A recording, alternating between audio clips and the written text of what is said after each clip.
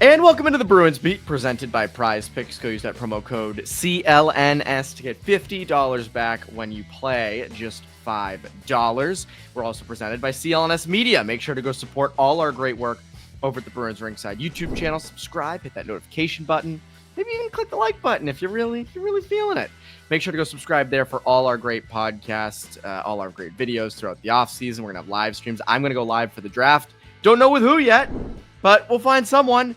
And it'll be fun, and we can hang out together and react to picks in live time, which will be a blast. And obviously, make sure to go subscribe to their Celtics content at Celtics All Access, Patriots Press Pass. Make sure to go do all that. And if you don't love looking at us, our faces, you're like, I don't really want to see them. Make sure to go listen. Yeah, Connor's looking like that. I mean, Connor's looking kind of hot right now, low key. I mean, I'll say it with that scrunched up face. That's looking pretty handsome. But if you don't like that, make sure to just go subscribe wherever you get your podcasts, Apple Podcasts, Spotify, wherever you like to get your podcasts. I'm Evan Marinofsky. That's Conor Ryan. Connor, what is up? Evan, I'm doing okay. It was a long night writing about when Rafael Devers getting traded to the San Francisco Giants. I don't just write about hockey over at Boston.com. I write about pretty much anything that is percolating or that is the hot button subject in the Boston sports sphere. So my focus the last day has been about Rafael Devers. So I'm very tired. If I ramble even more than usual on this podcast, please forgive me, but I'm fighting through it. But otherwise, I'm doing well. How are you doing? Doing great. I did read your story on Monday morning about how we got to this point, how the Red Sox got to this point, which was really fun. It was like dragging my balls through like glass, looking at it was great. It's like I want to be like Matthew McConaughey in Interstellar when he's like, no, yes, like banging exactly. on the thing. Watching those early spring training videos, and you had no idea it was going to go off the rails as bad as it did. I know. It was like all those months of being like, yeah, trade him. And then it's like, wait, no. Wait a minute. What did I didn't mean it. Yeah. Wasn't the only trade to happen this weekend in Boston. Yeah. Let's get to the important stuff. Let's get to the biggest trade of the weekend. Bruins on Friday night. Nice little, Friday night at like 5-6 o'clock. They acquire Victor Soderstrom from the Chicago Blackhawks for Ryan Mast and a 2025 7th. Quick background on Soderstrom. He was the 11th overall pick in 2019, 5'11", 184 pounds, right shot defenseman. He's an 0-1, so he's 24 years old. Played last year in Sweden. Did he win? Did I see right? He won Swedish Defenseman of the Year in his league last year? Yeah, he SHL Defenseman of the Year. The Salming Award, I believe, but yeah, he did win it. 9 goals, 37 points, 49 games. Has had some small stints in the NHL. His biggest was in 22-23, played 30 games for the Arizona Coyotes, 9 assists. Still looking. No, he does have an NHL goal. I'll give him that. He does have a goal back in 2020, 2021. Has produced pretty good returns in the AHL. Ryan Mast, someone who, never could seem to crack the NHL lineup here, kind of big and slow. Look, do I think Victor Soderstrom becomes a top 4 stalwart for the Bruins? No, I did see. I think it was on like a Blackhawks podcast. I don't know the person, and I forget the guy's name, so forgive me. But he's talking about how Soderstrom will probably never be an NHL defenseman. He can't keep up with the pace, this or that. I think this is sort of taking a flyer for taking a flyer deal. I don't think this is. I see people being like, "Well, what are the Bruins doing?" You're taking a flyer on a former first. And you do need help on the right side on D, and you could use some more offense back there. Not saying this guy's going to give it to you, but this gives you an option. Signed a 2-way deal. You see what you got in training camp. Maybe he is just a guy you stick in Providence. I don't know, but I'm not mad about this. I think it's fine.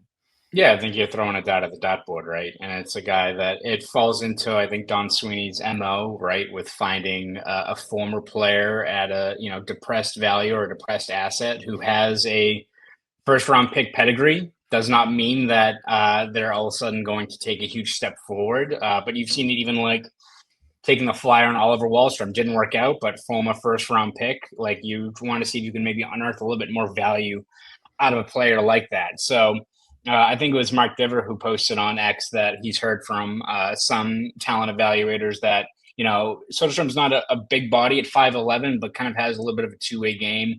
Maybe he could be like a third pairing guy if all goes well for his game. So at that point, if it's a 24-year-old player with, the resume he's had, he's done well over in Sweden. I know there's a big discrepancy in talent between the NHL and the SHL, but still a guy that has produced over there.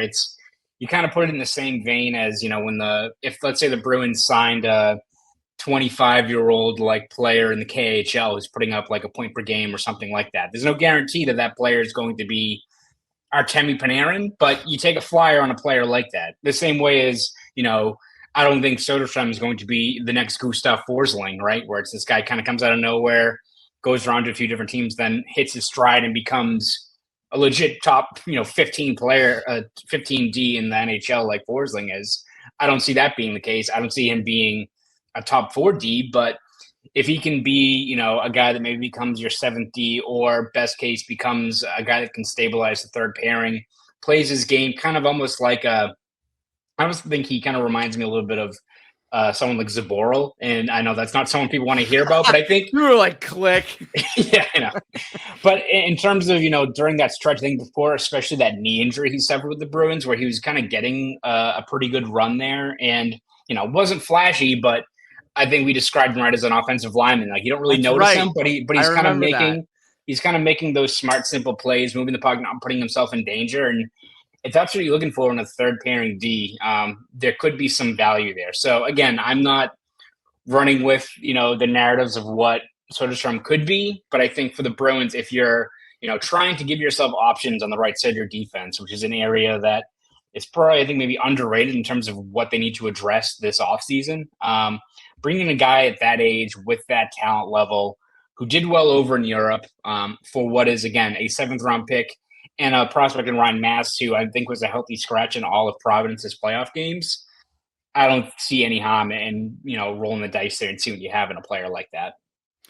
It's funny because I was reading Monday morning on The Athletic. Corey Pronman did a story of like what every organization's biggest positional need is, and he actually put the Bruins at D. And I think it's something we don't talk enough about because that franchise center is still, long awaited, and that they have to find them at some point. And they're also pretty thin on the wings too. It's another area that's kind of looked over, but like they're good at the NHL level on D. But this is one thing they ran into this past year. If anyone in your 6 gets hurt or got hurt, there wasn't a lot coming up. It's like Wotherspoon or Ian Mitchell. You haven't really drafted many D. They drafted Grenwald last year, but he's still in college. He projects to be a prospect, but like he's still a ways away. So it's you're taking a flyer. I'd also say the Bruins love Don Sweeney loves his former 1st-round picks, as you alluded to, Wallstrom, and there've been some others. And I'll also give him this. They're pretty good at finding value where maybe others are overlooking. I mean, I always look at like a Morgan Geekie, a Pavel Zacha, and those are the big examples, and I don't expect Soderstrom to be that. But even look at like an Andrew Peeke. I mean, Andrew Peeke has been a good, solid, like steady right shot defenseman. Not saying that Soderstrom's going to be that. I'm not super familiar with Soderstrom's game, but You're not watching SHL highlights? I haven't watched enough SHL highlights to give you a full breakdown of his game, but like they've been okay with that. So I'm not going to discount like, hey, this kid's a former first. Maybe he stinks. Maybe he's nothing. Maybe he's literally just a Providence Bruin. And hey, you need guys to fill out your P Bruins roster. You need guys in the AHL to play down there too. Or he's someone, as you said, who becomes a 6th defenseman, becomes a 4th defenseman. I don't know. My guess is he doesn't reach that, but they've been okay at finding those kinds of value adds at different points. So I don't think this, I was kind of surprised. I'm not surprised, but you see people just kind of like getting mad at it on Twitter. And I'm like, you getting all hot and bothered over this? I don't see the pain in this. Like Ryan Mast is a nice, was not going to be part of the equation, right? Yeah. Like might be an okay AHL player. That seems like he's all he's going to be. As you said, he was scratched for all of Providence's playoff games. So like, yeah, take the flyer. Like, I think Chicago's basically taking that too, and Chicago gets 7th out of it. So, you have enough picks. I don't think that 2025 7th is going to be, going to make or break you. Although now that 7th-round pick is going to be like freaking Pavel Datsuk. So yeah, probably something. There you go. That. I will say, Kaprizov pick in the 5th round. Exactly. I will say Don Sweeney's got to be pumped that Craig Breslow is now like the most hated man, and I think we agree that I think some of the anger towards Don Sweeney can kind of get overblown at times. We're not trying to make excuses, but we do think it kind of lean into the dramatic angle, I think. I don't know if like the Marchand stuff, especially now, is becoming a narrative that I don't think we all can agree with in terms of the Bruins getting fleeced or it being a terrible trade or all those kinds of things. I feel like that's been popping up on Twitter a lot the last couple of days, but I have to imagine Don Sweeney's probably like, whoo, got Craig Breslow taking the L's now, and I think that one's a little bit more justified in terms of how that's been going for the Red Sox. Yeah, the equivalent for the the Bruins equivalent would be trading Pastrnak. That's what that would be, right? Yeah, for I don't know, like more cap space, but for who would be the return? It'd be like trading like David Pastrnak for like Casey Middlestat, and I'm trying to just think of like other guys. But not like a legit, No, it's like they got like the best prospects. Trevor Kuntar. Yeah, exactly. Those kinds of players. Sorry to Casey Middlestat. That felt like a low hit. But for what the value is, Casey Middlestat is not David Pastrnak. So. No, and I would also say at least I'm not defending the Bruins. I am completely against trading Pastrnak. Let's put that out there. But at least in the NHL, you have a hard cap where it's like, all right, you have 11 million now to play with. There's no such thing in the MLB, right? No. I mean, I'm not an expert on the MLB salary structure, but you have teams like the Dodgers paying, granted, for years and years and years, but you haven't paying, Shohei $700 million and things like that. So that would be the equivalent, is if you dealt Pastrnak. That would be the and you're trying to get Gavin McKenna or Ivar Sternberg or one of those other guys next year, 26. But let's stop talking about trading David Pastrnak because it's not going to happen. Now I'm getting stressed all over again. Now I'm starting to tweet, oh shoot! Now I'm feeling like we're willing it into the universe. Yeah, considering you're usually the bearer of bad news, Evan, where it was literally September and you're like, come on, what if Jim Montgomery got fired? We're all like, don't talk about that, Evan. That's not going to happen. What do you know? And we were like, what if the Bruins drafted Jimmy Higgins? Yeah, exactly. We speak it. I'm telling you, man, it's gonna do numbers if that happens. So, but I don't know what we gotta plot our next. I've been saying Mitch Marner. Maybe that people would be pissed. Oh, this city would be pissed. I don't know. People should go listen to it. It was Pucks with Haggs on Friday. And Arlington High School's head coach, John Missouri, who, by the way, is the leading point getter at Princeton for college hockey, not Hobie Baker. It's John Missouri. And he's a character. He's a great listen. And I knew I had Haggs there, who, of course, Haggs is not going to like Mitch Marner. And I know I had John, who's an old school hockey mind, who is going to despise Mitch Marner. So I'm like, I have to stoke the flames here. So, of course, I brought it up. And John said, he goes, Marner's not a winner. And it was just like, that would be like the you have to clip that. You have to clip that, and let's do like an EDM remix of that when the Bruins do sign, when they do sign him on July 1st. It would be unbelievable. And I had to point it out. I was like, this is awesome. This is exactly why I brought up Mitch Marner, because it's going to elicit that kind of response. So we got to cook up our next provocation for it to come true. Speaking of good things, our friends over at Prize Picks, do you know ball? There's only one series left in the playoffs, and the championship is officially on the line. That means time is running out for you to put your final takes to the test on Prize Picks, the best place to cash in on your favorite sports. This year's basketball playoffs are headed towards crowning a first-time champ in more than 50 years. Don't miss your last chance to cash in on history with Prize Picks. Pick more or less on player stats like points, rebounds, assists, and more for a shot to win up to 2,000 times your cash. Today, over in hockey, Brad Marchand, is he going to have a big final game? Are they going to go to Game 7? Play along over at Prize Picks, the largest daily fantasy sports partner.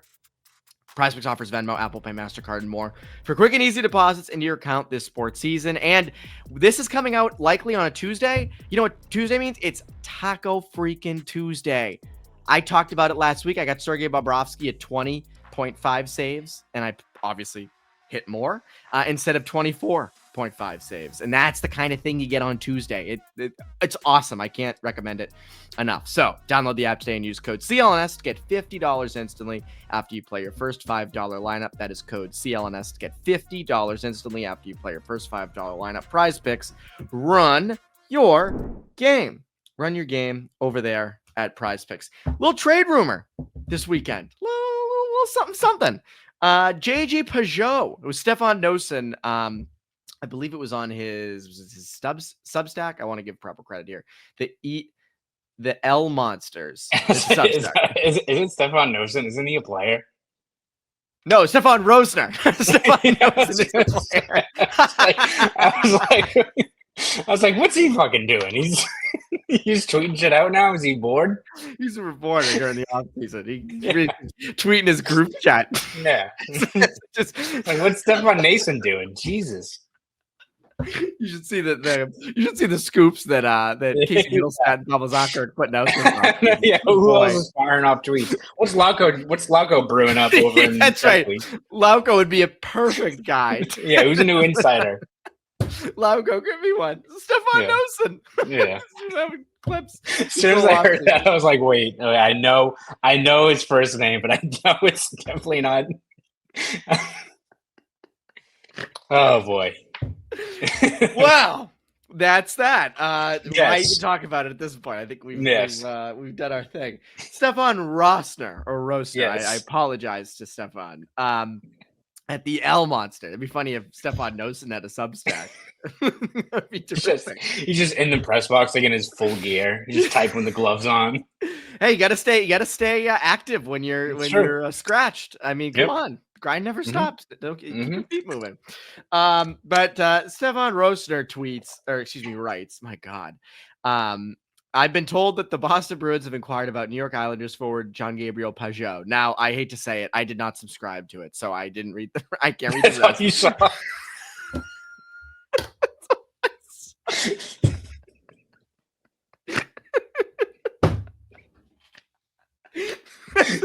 That's all I got. I got one graph, and it's hypocritical coming from someone who writes for a site you have to subscribe for. So I am really not trying to be disrespectful. I apologize. But that's all I need to see.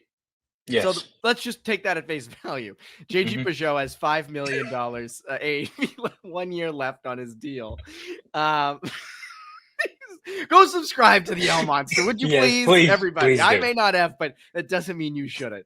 But anyway, $5 million AAV left on his contract. 32 years old, coming off a very good offensive season. I'm gonna go no on JG Pageau. By the way, it's crazy he's only 32 because I thought he was like 37. Yeah, I remember him in that Ottawa series in 2017, and he was a stud. And he's had some huge performances over the years, especially in the playoffs. Like, didn't he light up the Rangers it was that year, I think, that he like completely lit up. I feel like he always does well, like in the playoffs and stuff like that. He was a pain in the ass for the Bruins, like feels like on multiple stretches of games, not just in the playoffs. Yeah, he's a winner. JG Pageau's a winner. He is. But again, coming off, 42 points in 79 games. That's his best point total since 2015-16. He's been with the Islanders the past 6 years. Again, 1 year left, $5 million. To me, I'm a no. It's nothing against Pageau. It's literally just you have so many middle six centers already. Lindholm, Zacha, Geeky. I'm forgetting someone else. Middlestat. Yeah. Here's my other thing, though. Like, my big takeaway from this, again, we'll see, how serious these trade talks are. I think it's getting more and more likely they trade one of the top six centers or middle six centers they have. Like, the more I see Zacha's name out there in trade rumors, is it a Middlestat? Geeky, they're going to re-sign. But, like, is it Zacha? And that's where, like, if they're looking at Pageau and what he can bring, it seems to me like maybe they're getting serious because you can't have Pageau and Middlestat and Geeky and Lindholm and Zacha. I think if this is true, like it looks like they're trending towards trading a middle six center. Yeah, I think with Pageau, like I really like the player, but it all goes back to like what type of team and what is like the Bruins 3-year plan, right? If the Bruins, let's say like, they had the 23-24 season where they exceed expectations and they go into this year and they build off of it as we expected. Not saying they're going in the conference finals, whatever, but they're in the playoff team. They don't have a drop off. Swayman looks great. Then I could see like, all right, you build off of that team moving forward. You got the cap space of a guy like JG Pageau makes sense as like a short-term addition, can be a really good third line center. And even if like you made the right moves this offseason where let's say you're replacing Charlie Coyle with JG Pageau in a short-term kind of role, I like what he can bring. I just don't know if he fits in with now like the path that the Bruins have set forward where it's going to be more of a longer retool or rebuild, whatever you want to call it. Like, yeah, I think JG Pageau would help this team, and maybe it falls in line with, hey, this is going to be a pretty young team. Maybe it's bringing in a guy that can play a good role, but is also a bit of a veteran. And I Mhm. do think that is something that maybe is lost a little bit.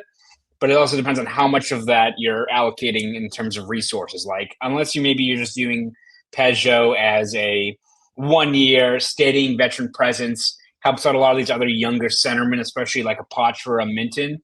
I could see that maybe, but also I don't want to give up assets for a guy that, if you're looking for that veteran player just to beat it for a year or two, I'd rather you do what you did 2 off seasons ago and find the 35, 36-year-old veteran who can be here for a year or two, has value, but you're also not giving up assets. And also, it's not someone who's counting 5 million against the books either. So, yeah, if the Bruins were in a different spot where they were more competitive or were trying to really kind of right the ship in a quicker fashion, then a guy like Pageau in the next year or two makes sense. Like, it's the same with, Jonathan Marchessault, who's what, 34, 35?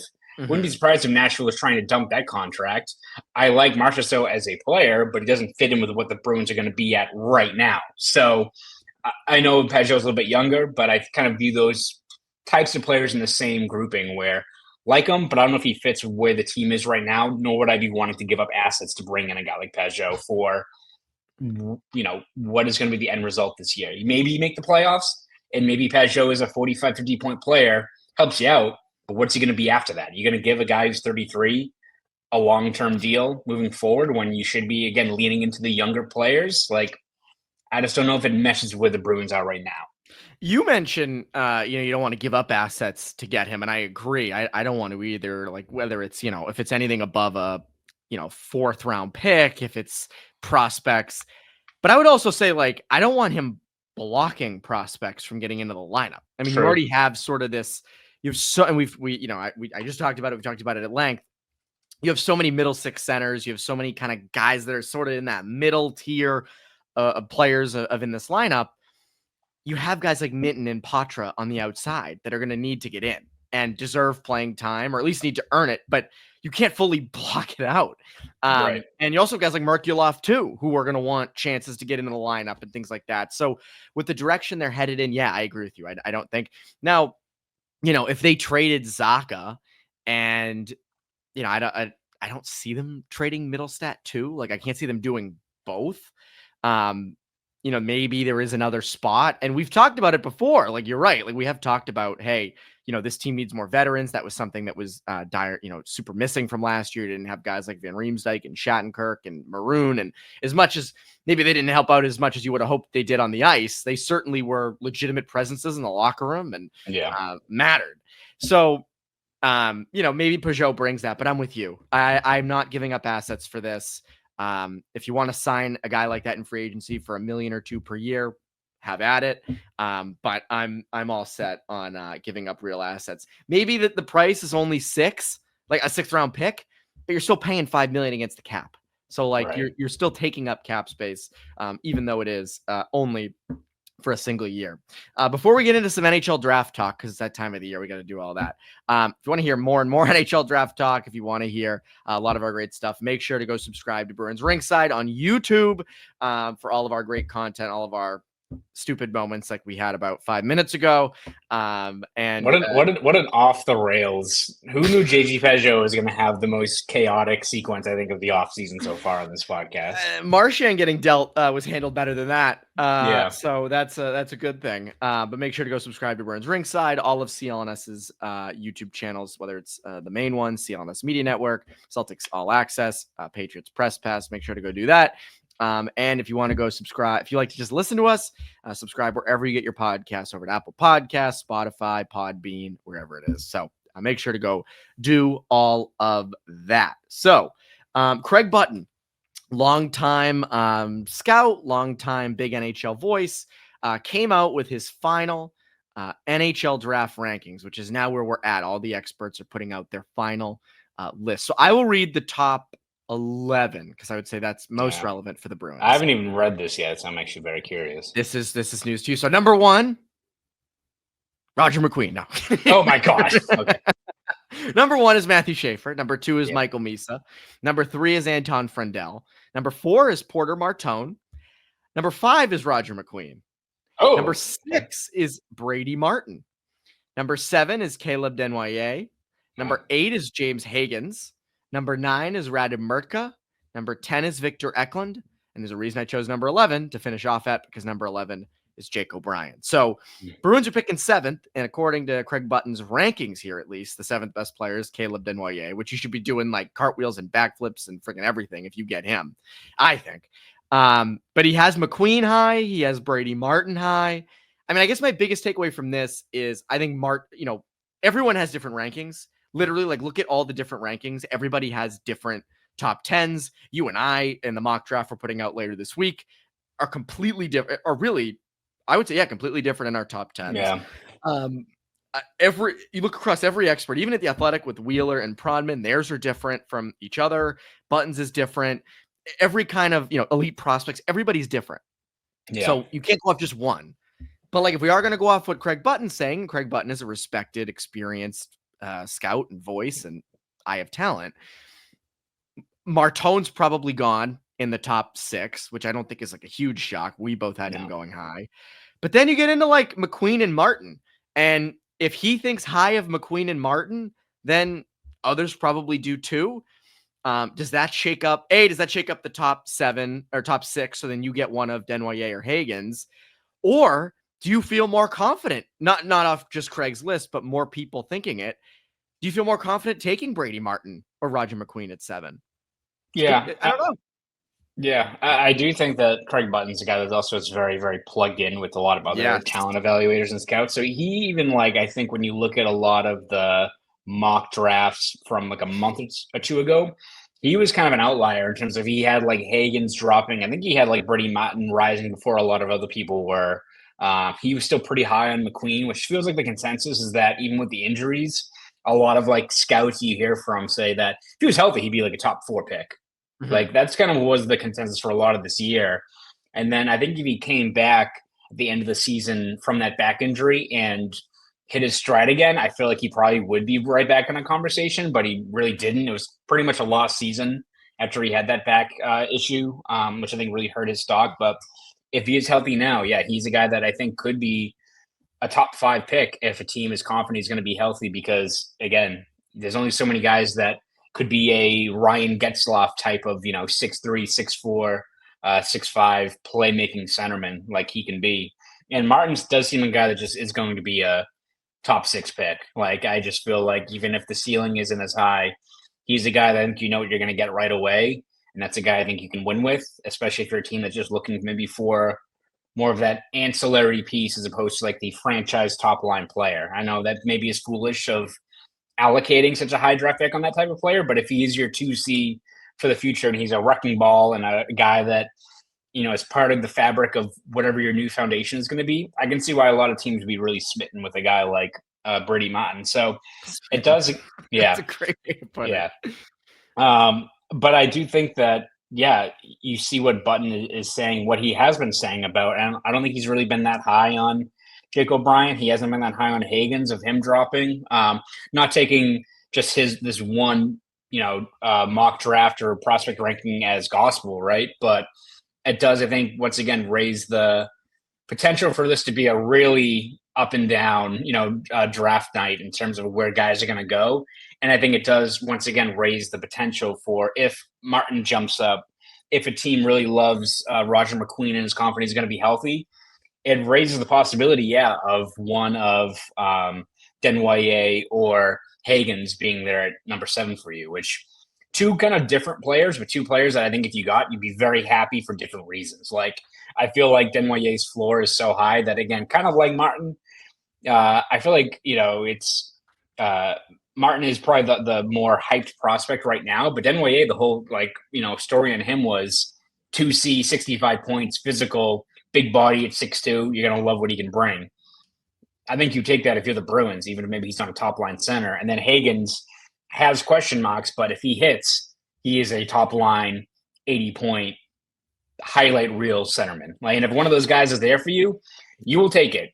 I love Brady Martin, but if he's going to jump up and it means one of those 2 guys is there for the taking for the Bruins, not bad.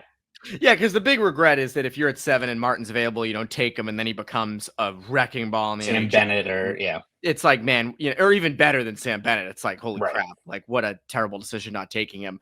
Martin's interesting because like Brady Martin to me he has the momentum at the perfect time. He has momentum, April, May, June, right up to the draft. Haggens had momentum, in the summer and fall of last year. And like Desnoyers had momentum in like March and April. And like, it's all about sort of when you hit your stride for the draft and kind of how your stock is going in.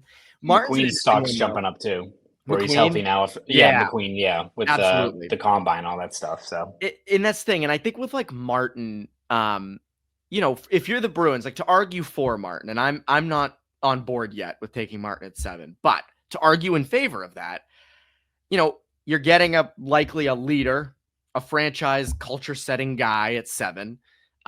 Doesn't have a very high offensive ceiling, which does sort of scare me.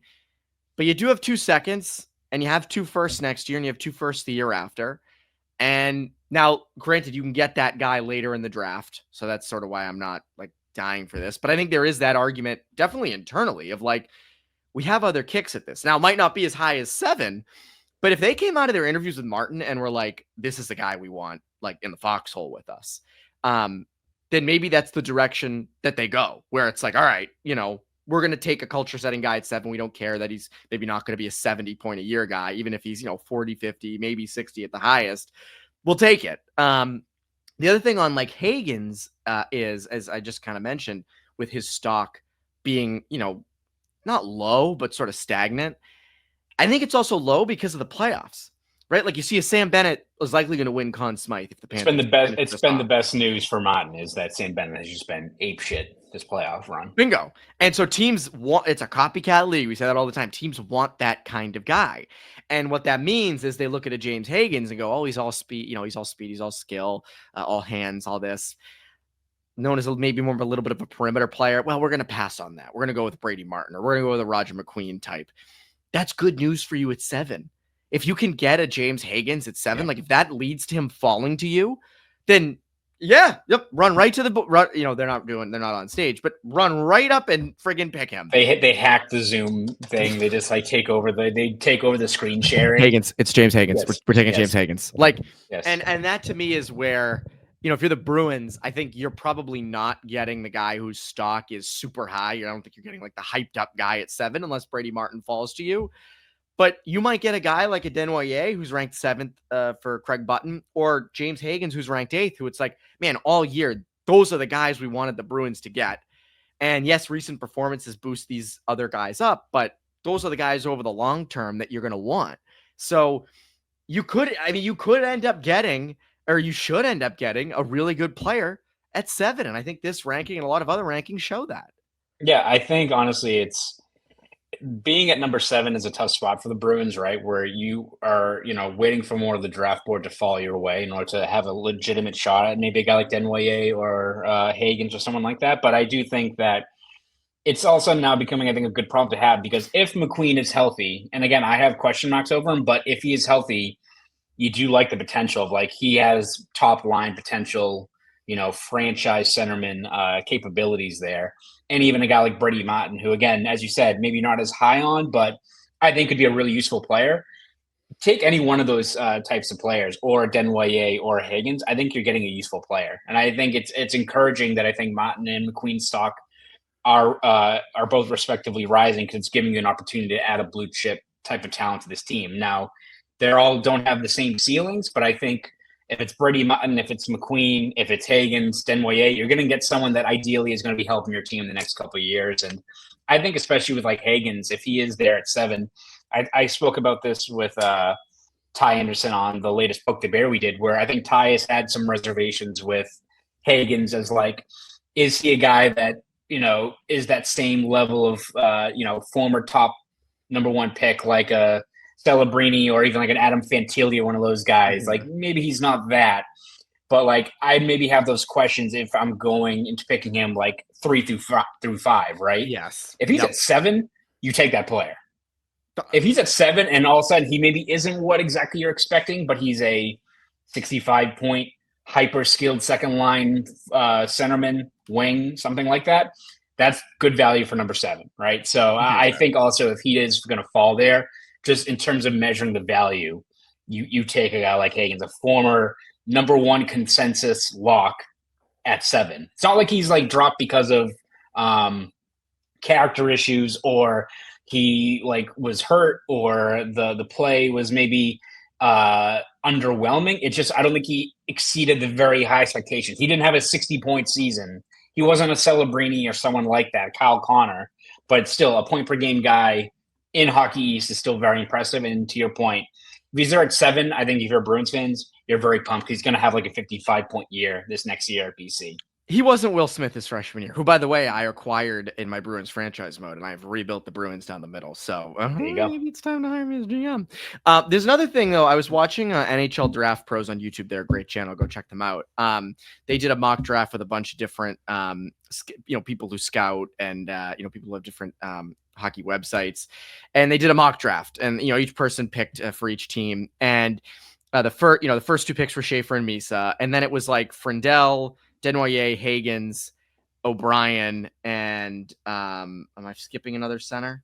No, I think that was everybody. But it was the Bruins at 7 really were like down to Martone, Martin, and McQueen. And I was like, I never really considered that angle where like there's a world in which, your Haggs, Desnoyers, Frindell, and O'Brien are all gone by 7. We know Misa and Schaefer are likely to, but those other 4, we assume one of them will be available to the Bruins 7, but what if it isn't? And I was like, do you go with Porter Martone, who is looks like a potential Corey Perry in his prime, like big, strong, playmaking right winger, but he's a wing? Or do you go with Martin, who's sort of, as we talked about, a culture, wrecking ball type of center, who's probably in your middle 6, or do you take a swing on McQueen? And like, I think if that was the case, I'd have a hard time not going Martone. Like if Martone is there and those guys are all gone, O'Brien, Desnoyers, Haggs, Frindell are all gone, Martone's pretty damn good, man. And I know he's not a center. But like he has a potential to be a top line. Yeah. Player, like I don't think that's going to happen. I think Martone is gone early. But if that were the case, like I'd have a tough time not picking Martone. Or do you trade back? Do you go, what, we're going to pick 9th. We'll trade with Buffalo and they can move up or something. Like that's where you get into that territory because you do need a center so bad. But Porter Martone looks like a guy who's hard to pass on. Yeah, I mean, it's almost like, I don't think Porter Martone is. I think people look at his size and like, oh, he's the new Kachuk. I wouldn't call him that player, but big body that can kind of mix things up and kind of be a little bit grimy, but that's not his main MO. So it's like, all right, if it's between Brady Martin and Martone, it's all right, who would you rather have? Prime Sam Bennett, good player, or prime Corey Perry, like 07 Corey Perry? Corey Perry. I'll take Corey Perry. Yeah, I'll take Corey Perry. That's a good way to put it. That's a great way to put it. Connor, what can the people look forward to from you over the Globe and Boston.com? Yeah, you can read my stuff over at theglobeandboston.com. We have covered every step of the way this Bruins offseason, whether it's the NHL draft, free agency, trades, offer sheets, all that good stuff. Read all of it. Yeah, Devers, all that. You can read all of it over at boston.com and the Boston Globe. And if you want to follow me on Twitter, X, whatever you call it these days, you can at Conor Ryan _93. Go do that. And make sure to go subscribe to the L Monster on Substack. Please absolutely. Stephon Mason, he can't do another PTO contract, so he's doing such great work. Good value pickup too, by the way. He's an underrated player. So very much so. But yes, that's Bruins Beat. I'm Evan Marinofsky. That's Conor Ryan. You Bruins Beat listeners. Have a great rest of your week.